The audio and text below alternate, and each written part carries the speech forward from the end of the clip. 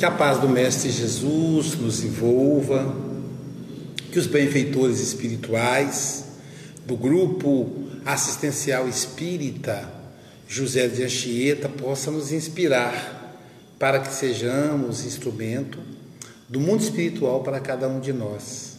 Na verdade, essa é a segunda vez que eu venho à Casa Espírita. Eu estive aqui há mais ou menos, não mais ou menos, há exatamente 29 anos atrás.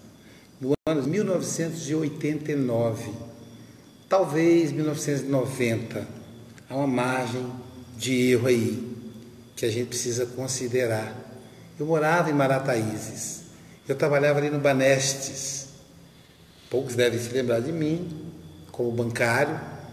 Na época eu já era espírita, mas eu residia em Guarapari, então eu vinha e voltava todos os dias. E uma das vezes, não sei por que, eu fiquei aqui e procurei saber qual era a casa espírita que tinha palestra e vim aqui, no José de Anchieta. E depois, meu filho, Vitor Hugo, tem 20 anos, né? Estava ainda no mundo espiritual se preparando para reencarnar. E aí eu estive aqui, cheguei, né? Eu não me lembro se era essa mesma estrutura.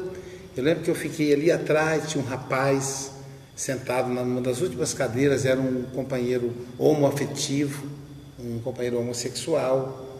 E eu achei interessante, curioso, né? Naquela época, há quase 30 anos atrás, um homossexual se sentindo à vontade em estar numa palestra espírita. E é o que marcou para mim. E eu dizia, um dia eu vou voltar para dar palestra nessa casa. Naquela época eu não era palestrante, quer dizer, eu estava começando a fazer palestra. Agora, em julho do ano que vem, eu completo 30 anos de viagem, palestrando aí pelo Brasil afora. E a gente quis abordar o Terapêutica do Perdão, porque nós temos 17 livros publicados, e esse é o filho predileto entre os filhos literários, né? Porque filho biológico não tem predileto, são 5, a gente pode dizer que é predileto um ou outro, mas o livro a gente pode dizer. Então, já é a 5ª edição, são 200 mil exemplares vendidos. Essa versão aqui é em italiano e português. Ele foi lançado em Roma, no Congresso Mundial do Perdão, onde envolvia não só pessoas espíritas, mas gente do mundo inteiro tratando da questão do perdão. Mas eu quero abordar com vocês a questão 886, 886 do Livro dos Espíritos. Qual o significado da palavra caridade como a entendia Jesus? Vocês notem a pergunta, a sábia pergunta de Allan Kardec. O Livro dos Espíritos é a obra basilar da doutrina espírita. Qual o significado da palavra caridade? Como a entendia Jesus? Por que ele faz essa pergunta? Veja que a Casa Espírita tem 3 palavras que são palavras-chave aqui da instituição, porque é uma instituição assistencial. Então, fé, amor e caridade. Em outro momento, nós vamos encontrar no Evangelho segundo o Espiritismo um capítulo dedicado a essa palavra. Fora da caridade não há salvação. Então, os Espíritos colocam como elemento fundamental para nós a caridade. Se a gente quiser a salvação, a gente tem que fazer a caridade. E isso provocou muita confusão no movimento espírita do passado. O que é fazer a caridade? E Kardec, já sabendo da nossa pequenez em aprender os conceitos espirituais, ele nos ajuda e pergunta: qual é o significado de caridade? Porque para muita gente, caridade é distribuir cestas básicas. Tá certo, mas não se resume nisso. Para outros, caridade é distribuir alimento para os moradores de rua. Tá certo, mas não é só isso. Para outros, caridade é distribuir a sopa.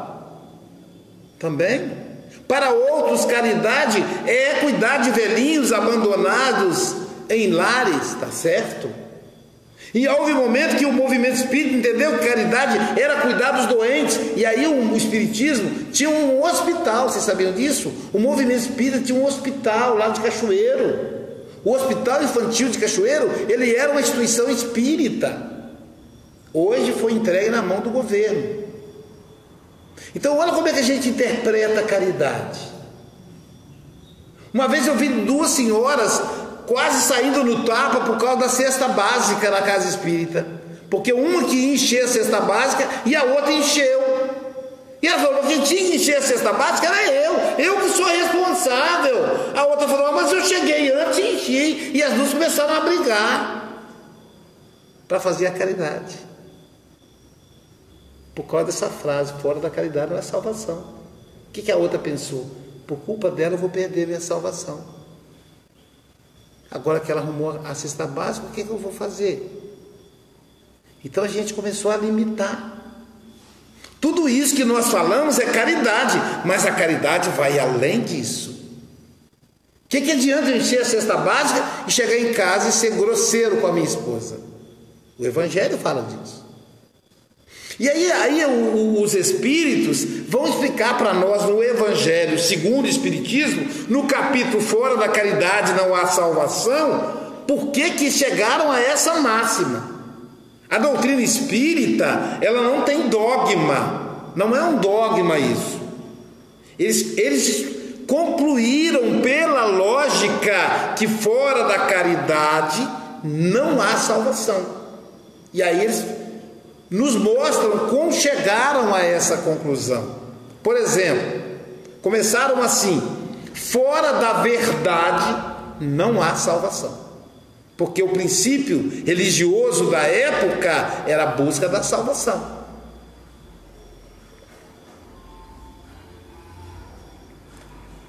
Fora da verdade não há salvação, não daria certo. Por quê?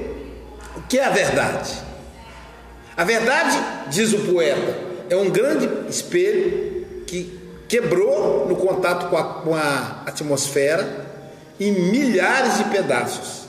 Cada um pegou um caquinho do espelho e tem a sua verdade. Essa é a verdade dele. É o pedacinho que ele pegou. Cada um, e todos têm a verdade, mas uma verdade parcial. Eu sou psicanalista. A minha previsão é chegar aqui em torno de 7 horas. E sou viciado em padaria. Tem pessoa que é viciada em cachaça, outro é viciado em cocaína, outro é viciado no cigarro, o outro na maconha, o outro no crack. Eu sou viciado na padaria. Antes eu era no açaí. Mas aí uma parenta que eu não conhecia veio me visitar, e desde que ela me visitou eu tive que abrir mão do açaí. É uma tia, não sei se vocês têm tia assim, uma tia chata que quer botar regra, é a tia Beth. Aí a tia Beth chegou e falou comigo: você não pode mais tomar açaí, porque o açaí, ele tem, para ele ficar gostoso, tem que colocar essência de glicose, e glicose é tudo que você não precisa. Então, a aroma de glicose, enfim, essa glicose não pode subir. Então, porque eu não posso ter glicose alta, eu não pude mais tomar açaí, por causa da tia Beth. A tia Beth, então, com ela eu parei de comer aquele pratão de arroz. Quem imaginava que o arroz era vilão? Ele parece tão bonzinho, né? E ele misturado com feijão, aquele casalzinho perfeito, parecem serem do bem. Eu descobri que não. Eu disse: que maldade, o arroz, que eu sempre achei que era do bem, é do mal. Aí a médica falou comigo: de acordo com a sua tia Beth, ela disse: você só pode comer 2 colheres de arroz em cada refeição, integral. Hein?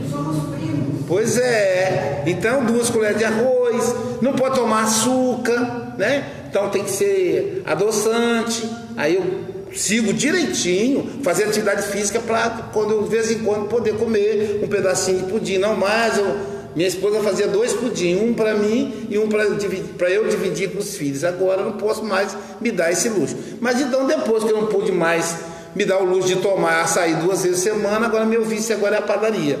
A médica me liberou comer o pão francês, que é a minha paixão. Aí eu peço um café com leite, um pão francês, coloco adoçante, que é para aliviar a consciência, eu vou tocando. Mas por que eu não cheguei 7 horas, como eu combinei? Porque eu tive que atender uma pessoa de emergência, eu sou psicanalista. E aí, qual era o problema do companheiro? Que vocês não conhecem, o companheiro estava com problema no casamento, ele tem 20 anos de casado e ele está chateado com a esposa. Afinal, a esposa não é perfeita, ela está cheia de defeitos, ele não tolera mais uma mulher cheia de problema. E eu falei, você não deve? Eu tenho alguns, mas não é igual os dela. Então, ele estava com a verdade, e ele falou comigo, ele já esperto, falou, se você conversar com ela, você vai achar que é ela que está com a razão. Ele já desconfiado, né? Então, o que é verdade? É isso. Então, cada um tem a sua verdade. Ele acha que está com a verdade, ela acha que está com a verdade. Por isso, fora da verdade não há salvação, não daria certo. Aí levantaram uma segunda hipótese: fora da igreja não há salvação. Qual é o problema dessa hipótese? Ela separa os grupos. A minha igreja salva. A sua? Você é o que? Você é espírita? É kardecista ou é do terreiro? Porque as pessoas criaram agora modalidades de espiritismo. Tem o espiritismo da mesa branca, isso aqui deve ser mesa branca, porque tudo aqui é branco, né? Tem o espiritismo de terreiro, tem o espiritismo kardecista. Mas Allan Kardec, no Livro dos Espíritos, na introdução da obra, ele fala espiritismo, não tem mais nada, não tem adjetivo, é um substantivo. Se ele quiser colocar alguma coisa, coloca espiritismo cristão, só. Qualquer outra coisa que colocar é por nossa conta. Então tem essas coisas, né? Então, se você é espírita, você não vai para o céu, porque quem vai salvar é a minha igreja. E tem também assim, se tem 2, 3 igrejas, mesmo que seja da mesma denominação, essa igreja salva, a outra não. Então, fora da igreja não há salvação, não daria certo, porque ia separar as pessoas. Aí os espíritos pensaram numa outra hipótese: fora do espiritismo não há salvação. Gostei dessa, não sei se vocês gostam, eu achei interessante. Por mim podia ter ficado com essa opção. Será por quê, né? Fora do espiritismo não há salvação. Só que a última obra do Manuel Filomeno Miranda, uma das últimas, fala do Hospital Esperança, que é uma colônia para espíritas falidos, para médiuns que piraram, para dirigentes espíritas que a consciência de culpa levou-os para as trevas, para o umbral. Fora do espiritismo não há salvação. Na obra Obreiros da Vida Eterna, André Luiz vai ao mundo espiritual numa missão de socorro, e os espíritos dizem para ele: André, não se preocupe, nós vamos passar por um corredor que é protegido por cordões magnéticos. Os espíritos vão tentar te agredir, mas o cordão vai dar choque e eles não passam. Aqueles que quiserem ajuda, a própria consciência deles vai fazer com que eles passem pelo cordão de isolamento. Olha que interessante. E a André Luiz vai passando, e aquele monte de gente gemendo, tentando agredi-lo, mas aí toma choque e volta, e ele vai. Aí no meio daquele monte de gente, uma lama, as pessoas arrastando no meio da lama, gemendo, naquela escuridão, uma mulher levanta e fala: ei, André Luiz, eu fui espírita, eu era do Centro Espírita Allan Kardec, eu assisti palestra do Dr. Bezerra de Menezes. Gente, a mulher era espírita mesmo, não era da mesa branca nem terreiro não, ela assistiu no Centro Espírita Allan Kardec, então ela era kardecista, então ela era espírita. Que a pessoa, quando quer dizer que é espírita, diz que é kardecista. Então assim, eu era do Centro Espírita Allan Kardec. Veja, ela assistiu palestra do Dr. Bezerra de Menezes, gente, pensa isso. Que privilégio você assistir a palestra do pai do espiritismo do Brasil, do Kardec brasileiro. Agora eu pergunto a vocês, o que ela está fazendo no umbral? Me diga, o que ela está fazendo no umbral? Então, fora do espiritismo não há salvação, também não dá certo. Aí veio a hipótese: fora da caridade não há salvação. Quem é que pode fazer a caridade? O espírita e o católico, e o protestante, e o islâmico, e o budista, e o candomblessista, e o umbandista. Todos podem fazer a caridade. Os brancos podem fazer a caridade? E os pretos? Também. E os ricos? Pode, não pode? E os pobres? Também. Quem que não pode? Eu não preciso ter dinheiro para fazer a caridade. Eu posso aplicar um passe, eu posso dar um abraço. Como disse João, Pedro e João, né? Não tenho ouro nem prata, mas o que eu tenho eu lhe dou. Levanta e anda. Para dar um abraço, um conselho, não precisa de dinheiro para isso. Mas se eu tiver dinheiro, posso usar também para ajudar a construir a casa de uma pessoa que está com o barraco caindo. Então o rico pode, todo mundo pode. Não é legal? Fora da caridade não há salvação, não é democrático. O deficiente físico pode fazer a caridade? Ou não? Pode. Se for heterossexual, pode fazer a caridade? E se for homossexual? Também pode. Se for magrinha, elegante, Gisele Bündchen, pode? Tem umas que vão lá na África pegar criança para adotar. E a gordinha? Também. E o homem elegante? Pode. E o barrigudinho? Também pode. O cabeludo pode? Pode. E o careca? Pode também. Todo mundo pode, gente. Não é legal? Então, fora da caridade não há salvação. Mas o que é salvação? É ir para o céu. Mas onde é que está o céu? Está em cima. Em cima? Mas o Santos Dumont inventou um negócio chamado avião, que aprimorado virou um foguete, uma nave espacial. Foram lá em cima e acharam o céu? Não acharam. Essa é a novidade. Se a gente tivesse nascido no século XV, a gente ia achar que o céu era lá. Eu viajei com meus pais a semana passada, fomos ao Rio, fui fazer um ciclo de palestra, levei eles para passear comigo. E aí eu falei com a mãe, nós estamos em cima das nuvens. Olha para baixo, você não vai ver nada. Nós estamos em cima das nuvens. Se a senhora olhar com mais detalhes, você vai ver nosso Senhor Jesus Cristo com aquele cajado na mão, um monte de anjo voando, mãe. Se a gente desencarnar agora, nós já estamos no céu. Mas cadê, meu filho? Eu digo, estou brincando, mãe, é para mostrar que o céu não é aqui em cima. Então, onde é que está o céu? Jesus Cristo já nos avisa: o reino dos céus está dentro de vós, diz ele. Então, o céu é interior. Então, como é que eu vou conseguir a salvação? Quando eu conseguir viver esse reino dos céus, que é a caridade. Então a caridade me bota dentro do reino dos céus. Ela é a chave para eu entrar. Fora da caridade não há salvação. Sem ela, você não abre a porta da paz. Você não abre a porta do reino dos céus interior. Mas a Luísa, é assim? É antes ou depois da morte? O que vocês acham? O reino dos céus a gente encontra antes ou depois? Hein, gente? O que vocês acham? Antes ou depois? Não é depois, não. É antes. Vocês acham que uma pessoa que vive na Cracolândia, dependente químico do crack, ele precisa morrer para ir para o inferno? Não precisa. Vocês acham que uma mulher com muito ódio, porque o marido fugiu com a secretária, ela precisa morrer para ir para o inferno?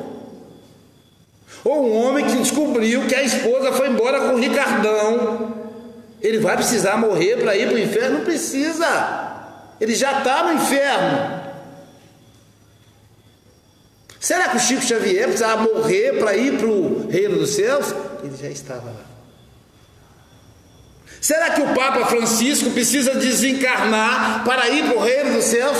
Não, ele já está nele. Se perguntar para ele: Papa, quando o senhor morreu, o que, é que o senhor quer? Ah, eu quero poder ajudar as pessoas. Ele já faz isso.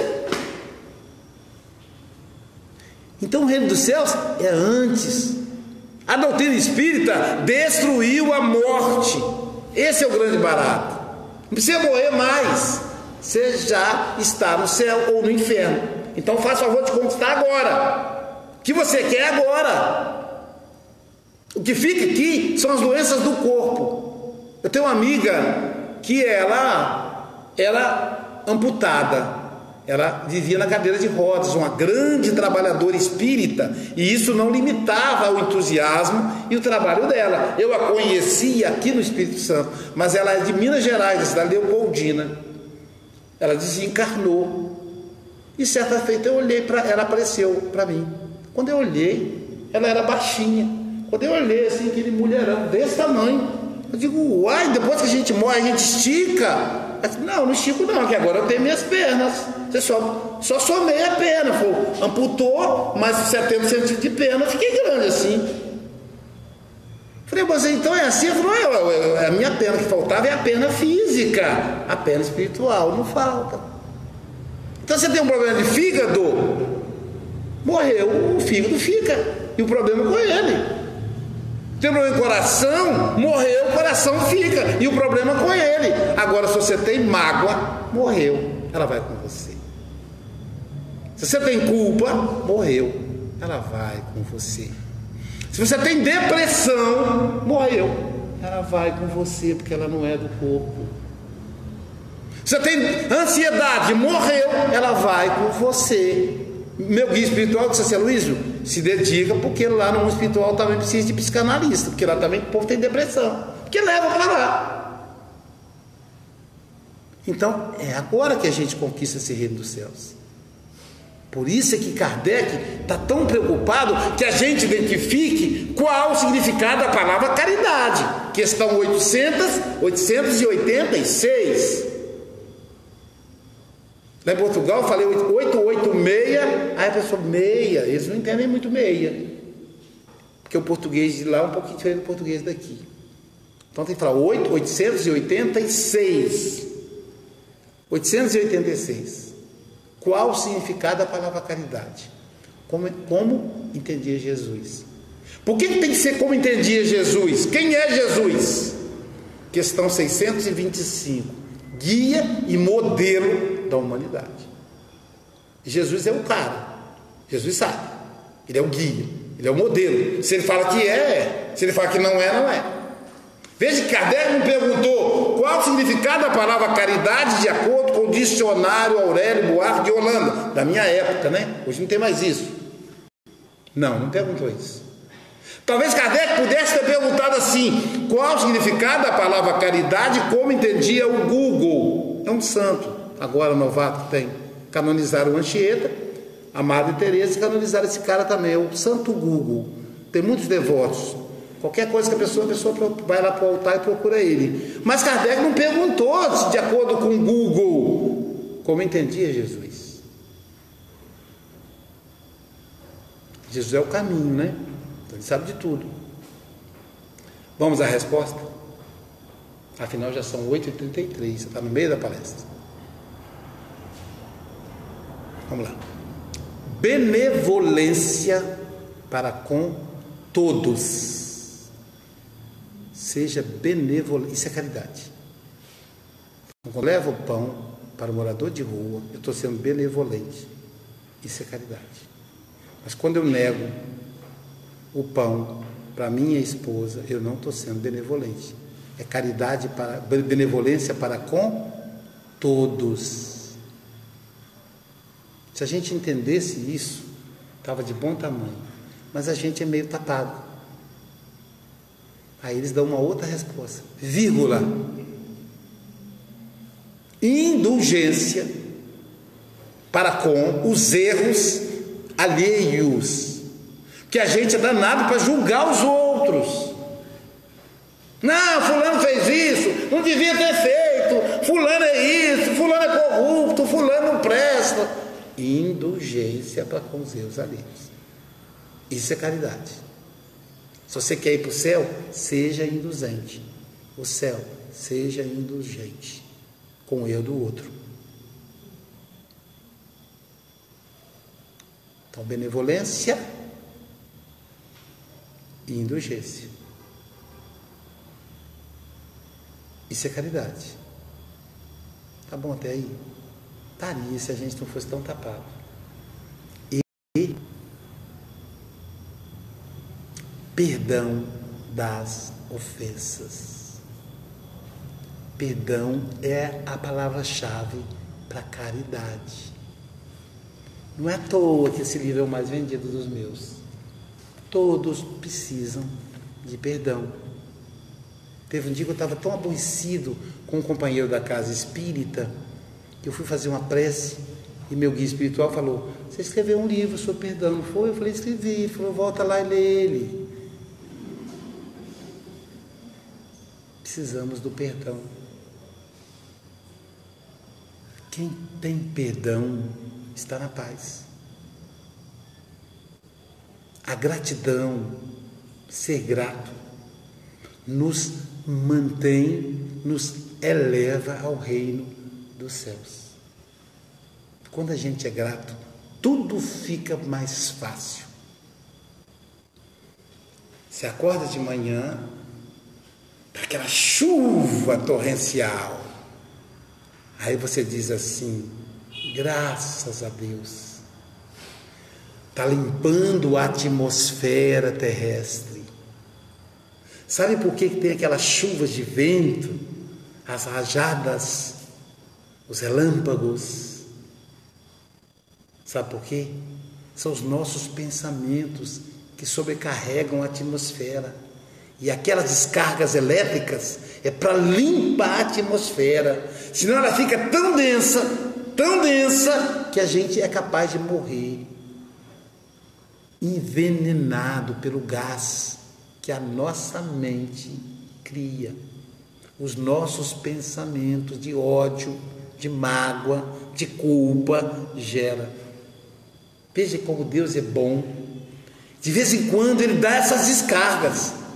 Dá uma ventania, derruba algumas casas, mas morrem algumas pessoas. Mas a humanidade permanece viva. Então a gente, se acordar de manhã e tiver uma tempestade, a gente já deve agradecer.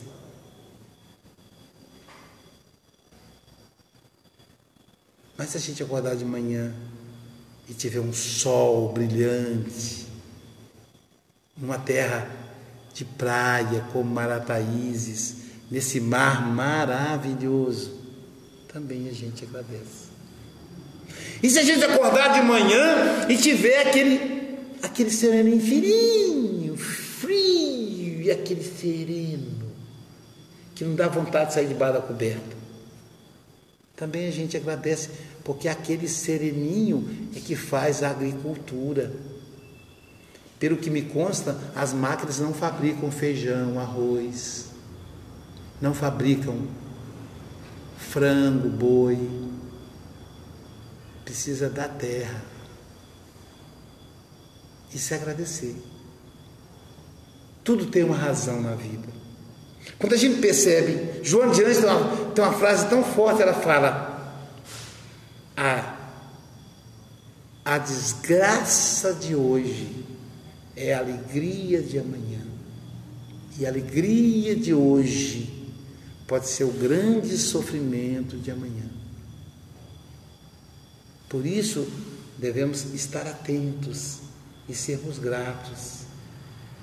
A alegria de ver o filho passar no vestibular de medicina, de divulgar nas redes sociais. Aquele filho vai ficar tão ocupado, tão rico, que ele vai te abandonar e vai te botar no asilo amanhã. A tristeza de ver o filho fracassado na prova do vestibular hoje é aquele filho que vai ter um trabalho mais simples, mas que vai ficar por perto e vai ter em harmonia e não vai se envolver no vício. Nós não sabemos. Então nosso olhar tem que ter sempre um olhar de gratidão.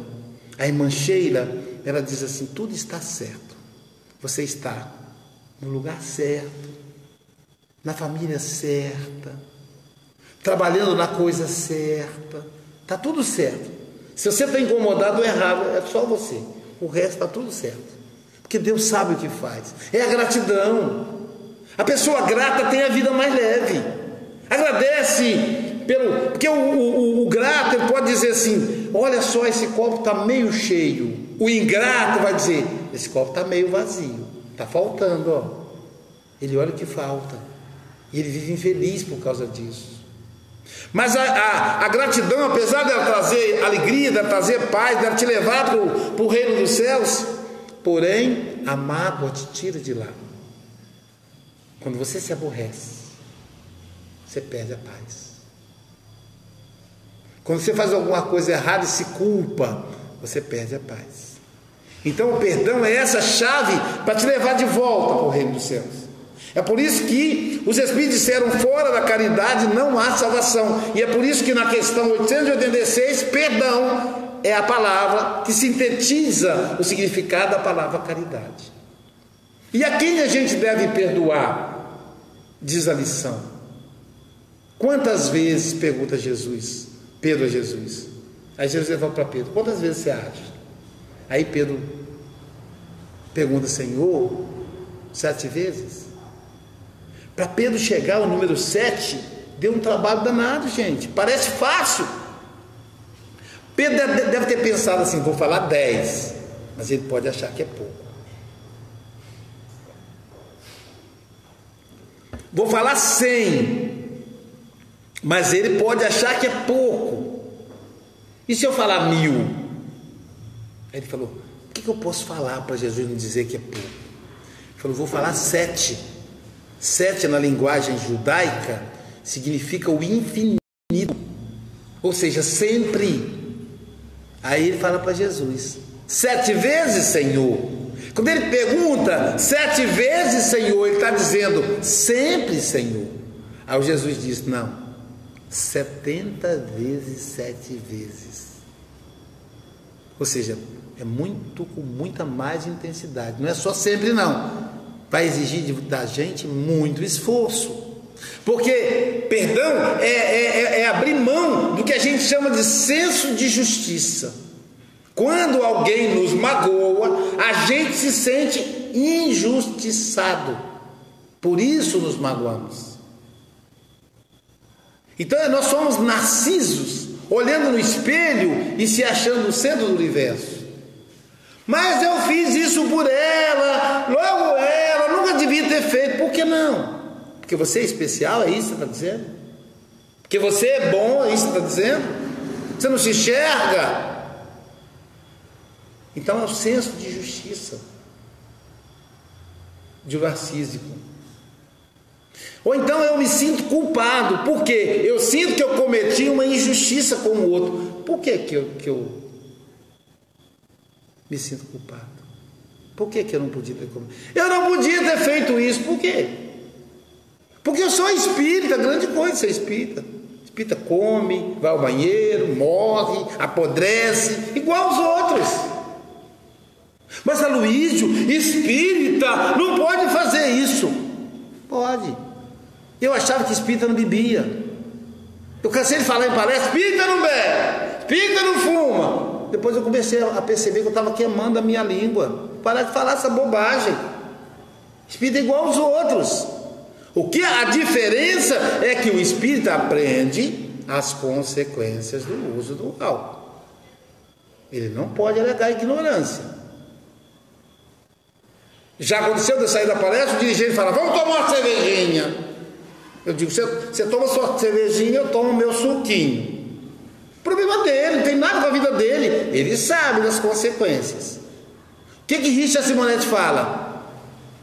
Todo alcoolista é um caneco humano. O desencarnado, lá no umbral, não tem cervejinha, não tem cachaçinha, não tem uísquezinho. Então é necessário que eu beba como médium para ele capturar as minhas energias alcoólicas. Então, se eu bebo, eu sou obsidiado. Ponto. Ah, não sou não. Não. Quem diz isso é a literatura espírita. Mas eu bebo socialmente. Um amigo disse que a própria palavra já é estranha, socialmente. Ele está mentindo, ó. Socialmente. Então não existe socialmente. Você bebe. Eu sou espírito e bebo, tudo bem, não tem nenhum problema. Só que você já sabe. Eu sou espírito e traio a esposa, pode trair, só que você vai ter que responder por isso. Você sabe que você. É só essa a diferença. A doutrina espírita esclarece. Então, nós somos gente. A gente erra. Corrigimos. Errei. Fulano, me desculpa. Eu errei com você. Me perdoa? Não te perdoo. Problema seu, que eu já perdoei. Tem pessoa que fala: se na última hora a pessoa me pedir um gole de água, eu não dou. Eu digo, eu peço para o outro. Então, não depende de mim, depende única e exclusivamente de mim. Eu errei. Porque quando a gente acha que a gente não erra, a gente está brincando de ser Deus. A gente está se achando mais do que é. O que a gente tem que fazer é: errou, percebeu que está doendo, esforça-se mais para na próxima vez não fazer bobagem. É ponto. Agora, não devia. O que é devia, gente? Devia é futuro, passado, presente. O que é devia? Devo é presente. Deverei é futuro. Agora, devia, eu não devo fazer. Pronto, ok. Agora, não devia ter feito? Já fez. Devia ter feito? Já fez. Agora é responder pela consequência. O plantio é livre, a colheita é obrigatória. Eu errei, vou responder por isso, tal, acabou. Não tem porquê. Eu tinha 12 anos.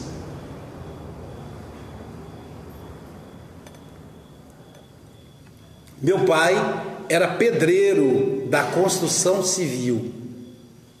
Meu pai pedreiro, minha mãe era lavadeira. Tinham vida simples, vida dura. E eu saía da escola e levava almoço para o meu pai na construção civil. Uma das vezes que eu fui levar o almoço para o meu pai, eu encontrei com um menino que levava também almoço para o pai dele. O pai dele era ajudante do meu pai. E começamos a conversar. Esse menino, ele tinha uma coisa diferente. Ele era menino, mas ele falava igual menina. Ele andava igual menina. Ele gesticulava igual menina. E como as crianças não têm preconceitos, isso é ensinado para elas, pelos adultos. Aquilo para mim era uma coisa nova. E eu fiquei encantado. E aquela diferença me atraiu a atenção. E fomos conversando, e ele todo delicado, e fomos conversando até chegarmos no local onde estavam os nossos pais. O pai almoçou, o pai dele também. E tinha uma curiosidade. Quando o pai começava a comer, o meu olho comprido, já tinha almoçado em casa, ficava em cima dele. Parecia que a mãe cozinhava 2 tipos de comida. Um era para os filhos e um outro mais saboroso para o pai. Porque o pai, cansado, trabalho pesado, ele comia com tanta vontade que eu olhava, eu dizia, deve ser muito gostoso. E ele percebia aquele olhar comprido do filho, tadinho, ele com fome ainda, ele deixava um pouquinho no fundo da marmita para eu comer. Que gostoso que era o resto da comida do meu pai. Uma das vezes, passou, depois de um tempo eu passei para a 5ª série, ou 1ª série ginasial. Quando a gente passava para a 5ª série daquela época, nós tínhamos que estudar com vários professores. Não era mais só uma professora. Até a 4ª série, era uma professora para cada série. Na 5ª não, era uma de matemática, outra de português, outra de história, outra de educação física. Eram vários professores. E eu estava muito excitado para saber como é que era a quinta série. As cadeiras eram para 2 crianças. Era um outro bairro. Eram cadeiras geminadas. Quando eu cheguei na sala, todas as crianças estavam aos pares. Então eu sentei numa cadeira sozinho. E fiquei ali olhando, esperando que chegasse uma outra criança. E a professora começou a explicar a matéria, quando de repente chegou um garoto. Ele olhou. Ela disse: senta-se ali perto do Aloísio. Pronto, eu fiquei feliz, agora eu não estava mais sozinho. Quando eu olhei, qual era o garoto? Era o meu amigo. Era aquele garoto que falava igual menina, andava igual menina, sentou do meu lado. E eu naquela época, eu gostava muito de falar, diferente de hoje. Naquela época eu era tagarela, e eu fiquei conversando muito durante a aula. E no final da aula, a professora, no recreio, a professora disse: só vai para o recreio quem escreveu toda a matéria do quadro. E eu, conversando fiado, não tinha escrito. Saiu todo mundo da sala, só ficou eu lerdinho para trás, escrevendo a matéria. Quando eu acabei de escrever, doido para sair para o recreio, eu escutei um ruído.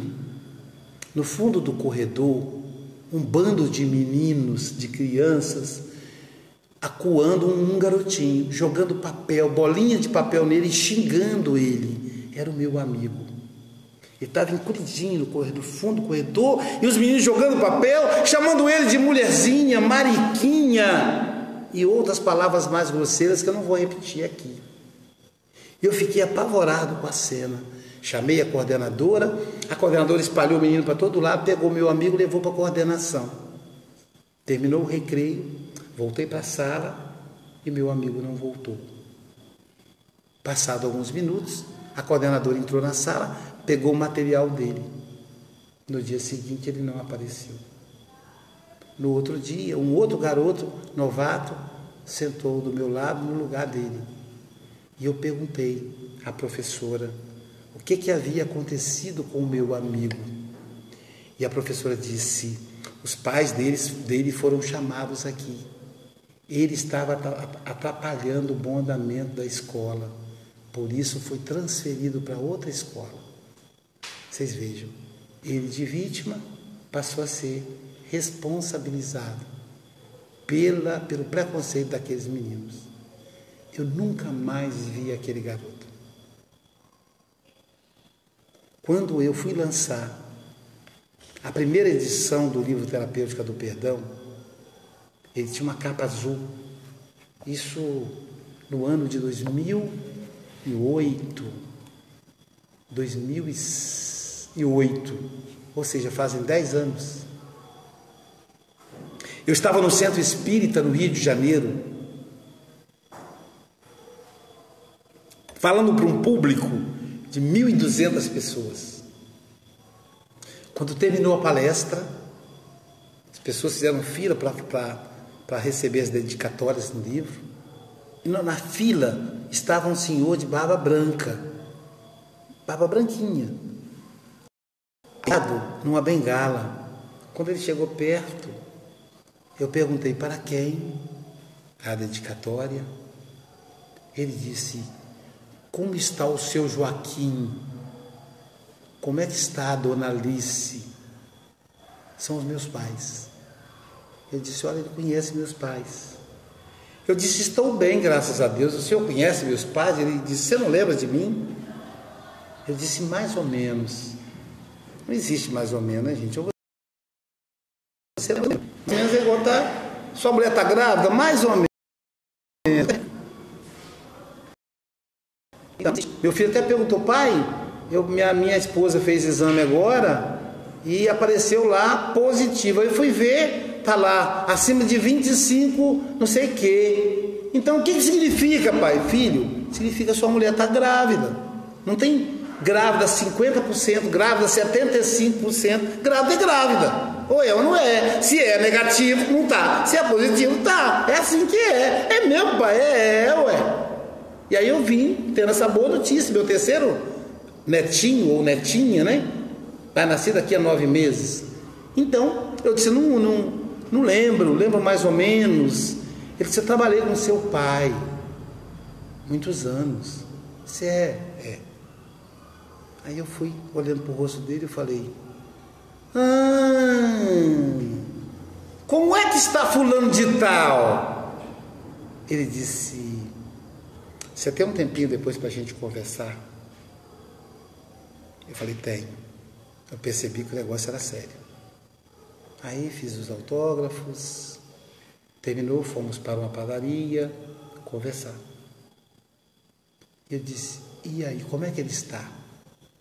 Ele disse, pois é, Aloísio, quando ele completou 15 anos, eu cheguei do trabalho em casa e no caminho eu flagrei ele dando um beijo na boca de um outro garoto.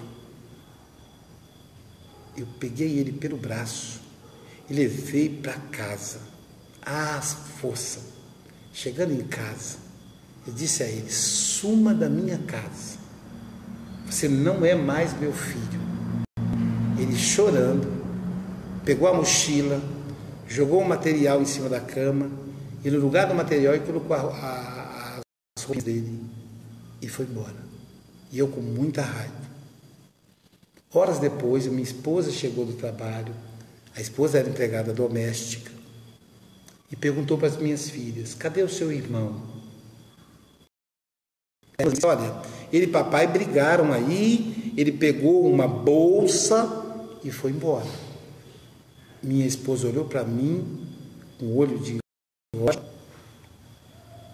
e de dor, e saiu desesperada, procurando o nosso filho. E dali ela foi parar na casa da patroa, para que a patroa de carro ajudasse a procurá-lo. E disse à patroa, o que eu vou fazer com meu filho? Meu marido colocou ele na rua. Ele é só uma criança. Ele tem 15 anos.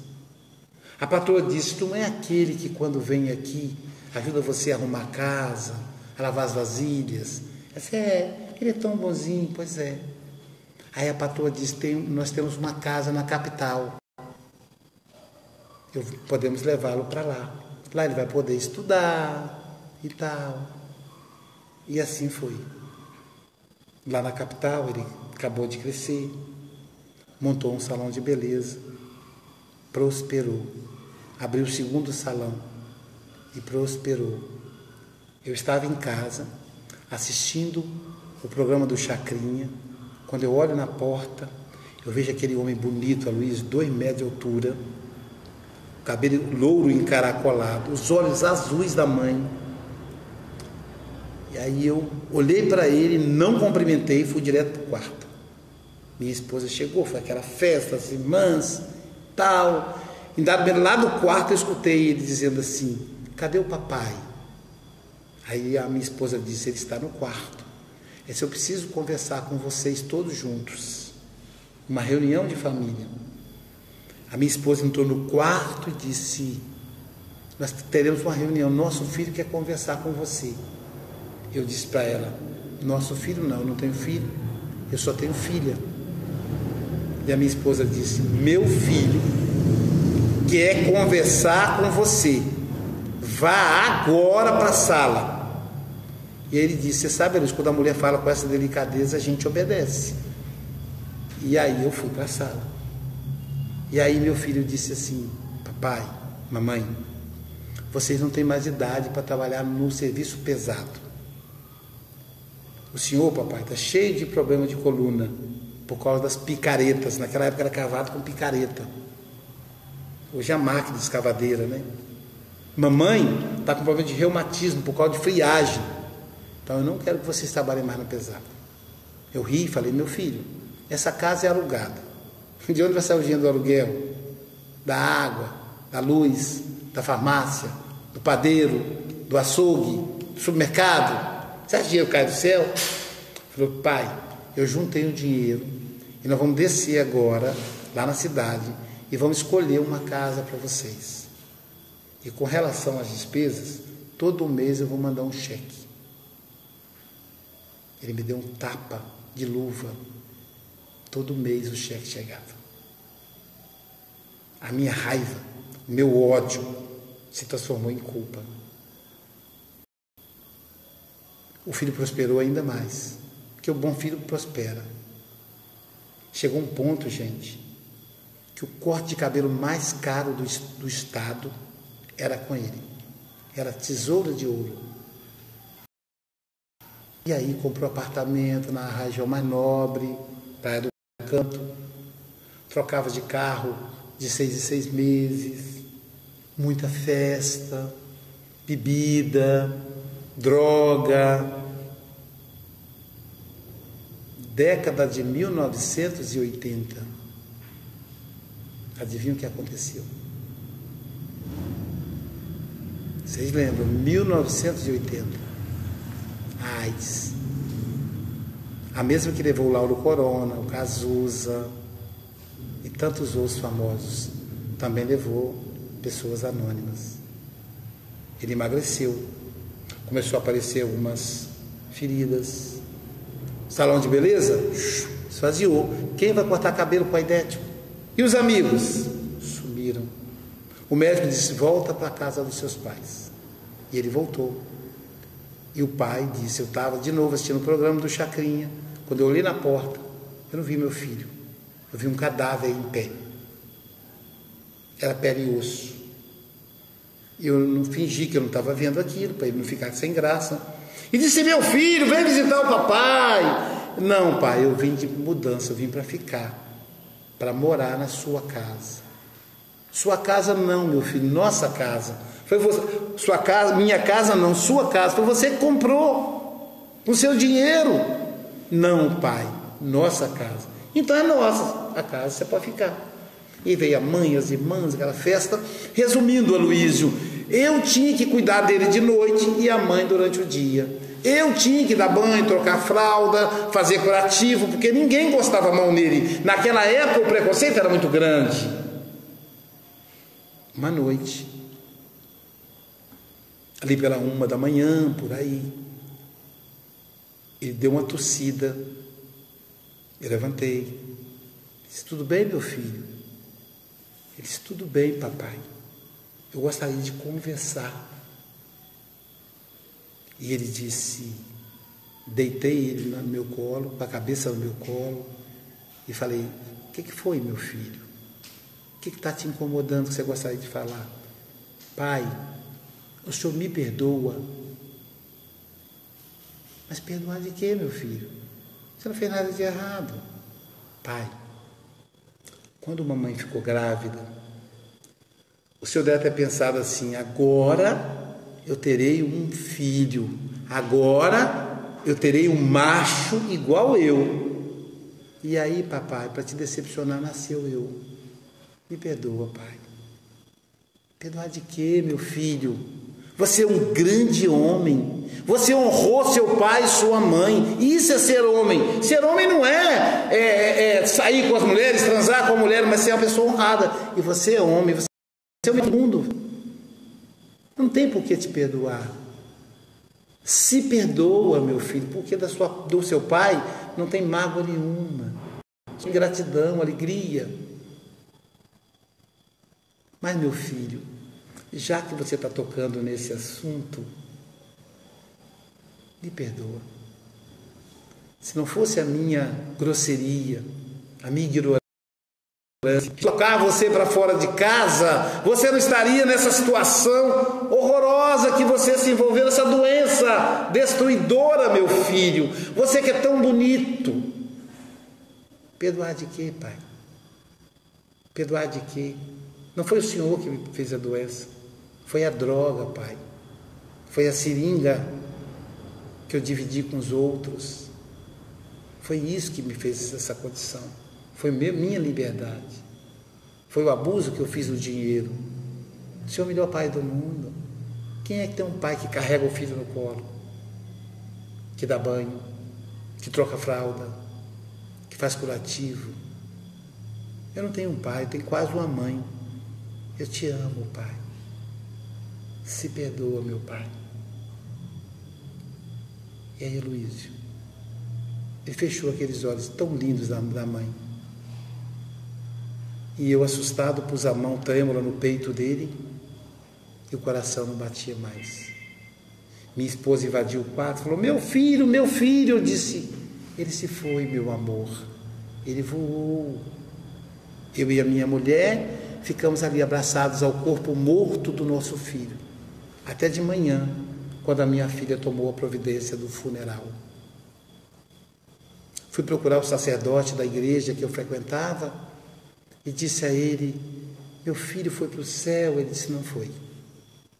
Seu filho é homossexual e homossexual vai para o inferno. Mas ele era um bom filho. Mas Deus não perdoa os gays. Gay e lésbica vai para o inferno. Seu filho foi para o inferno. Eu fiquei com muita raiva de Deus. Eu quis morrer e eu parei de comer.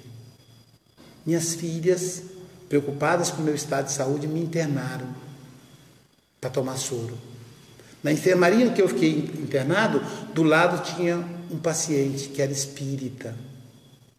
E ele começou a falar para mim do espiritismo. Ele começou a mostrar para mim Deus de outra maneira. E aí eu tive alta. E desde então tenho vindo a esse centro, que eu assisti sua palestra. E aí ele me disse: me diga, onde está o meu filho? Aí eu olhei, aquele homem bonito, 2 metros de altura, olhos azuis, o perispírito dele era da cor de verde cana, um verde bem clarinho, não tem nada aqui para eu comparar, era um verde clarinho. E o pai chorava, e ele tentava enxugar as lágrimas do pai com a parte de trás das mãos. Eu disse: seu filho, ele está te abraçando, ele está secando as suas lágrimas. Ele disse: então esse negócio gostoso que eu estou sentindo é a presença do meu filho? Eu disse: é. Agora você sabe. Toda vez que você sentir essa emoção gostosa, é a presença do seu filho. Toda vez que cada um sentir uma emoção gostosa, é a presença de um ente querido. Quando a gente lembra de uma pessoa querida que desencarnou, não é que a gente atrai quando a gente lembra. A lembrança é uma denúncia da presença. É de André Luiz. Toda lembrança é uma presença. E aí, a partir daquela data, o livro Terapêutica do Perdão passou a ter como último capítulo essa história. Essa é a diferença da primeira edição para as demais. Então, o perdão é a maior prova da caridade. É por isso que, fora da caridade, não há salvação. Muita paz, muita luz a todos.